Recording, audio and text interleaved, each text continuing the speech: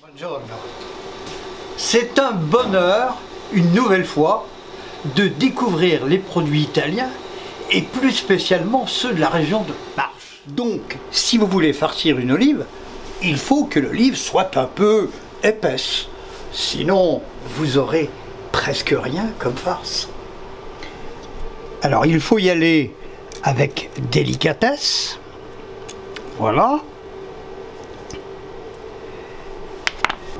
Et c'est un peu délicat, c'est presque un travail d'horlogerie.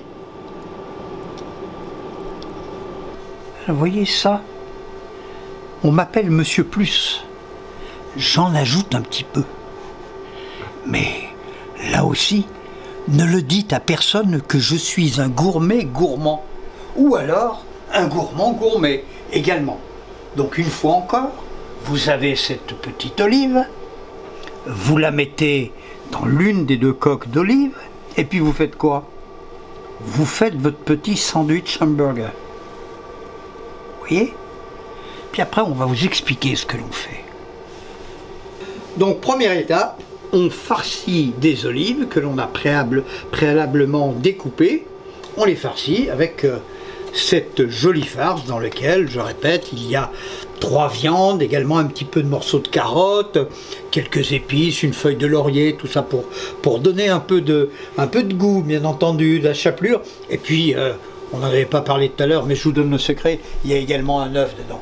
Parce que l'œuf permet à la farce de se maintenir. Alors, vous avez donc l'olive farcie, que l'on passe un peu délicatement dans la farine. Alors ensuite, vous plongez ça dans un œuf. Alors pour gagner du temps, moi j'ai mis ma chapelure à côté, mais vous pouvez très bien soit le faire là-dedans, soit le faire à côté, hein, dans une chapelure que vous aurez mise dans une assiette, un petit bol de travail, voilà. On a mis nos olives farcies entourées de chapelure dans ce qu'on appelle une araignée, hein, araignée du soir espoir, et maintenant nous allons passer à la friture. Alors faites très attention parce que de l'huile chaude c'est dangereux, hein, ne faites pas ça par les enfants, mais faites-le vous-même avec beaucoup d'attention et de délicatesse.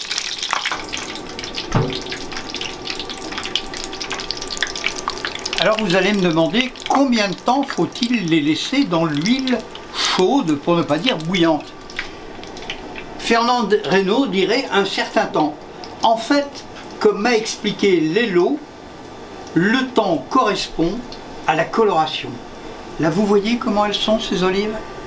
Elles sont brunes, elles sont appétissantes, on a envie de les manger, mais il ne faut pas les toucher car c'est très très chaud. Voilà, donc je pense que la cuisson est suffisante. Et alors moi j'aime bien faire comme les frites belges, je fais une seconde plongée de quelques instants, histoire de redonner un petit coup de bonheur gourmand.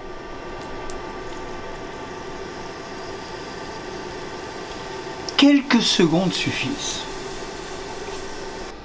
Les olives farcies sortent de la friture et maintenant on va les dresser.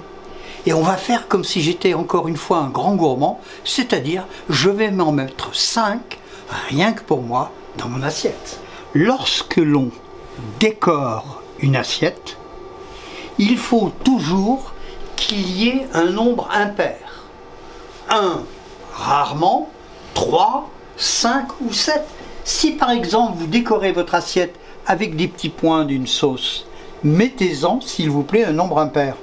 Alors vous expliquez pourquoi, il y a plein d'explications, mais celle le plus souvent retenue comme explication, c'est parce que si vous avez un nombre impair, l'œil ne se promène pas sur 4 ou 6 ou 8, mais l'œil s'arrête sur les produits.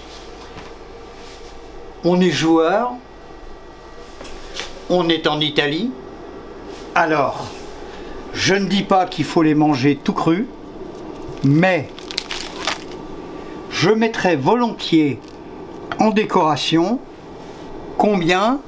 1, 2, 3 piments. Alors, vous allez me dire, peut-être manque-t-il quelque chose? Peut-être Michel va vous sortir un secret de sa poche? Eh bien oui, nous sommes à quelques jours de Noël et des fêtes de fin d'année. Aussi, je vais mettre en décoration, et je peux, car c'est un plat d'apéritif, vous mettre la petite boule du Père Noël. Alors, regardez, elle n'est pas jolie mon assiette? Faites attention simplement à une seule chose, c'est que ce Père Noël est plus gourmand que vous et moi réunis. Faites attention qu'il ne vous les mange pas tous.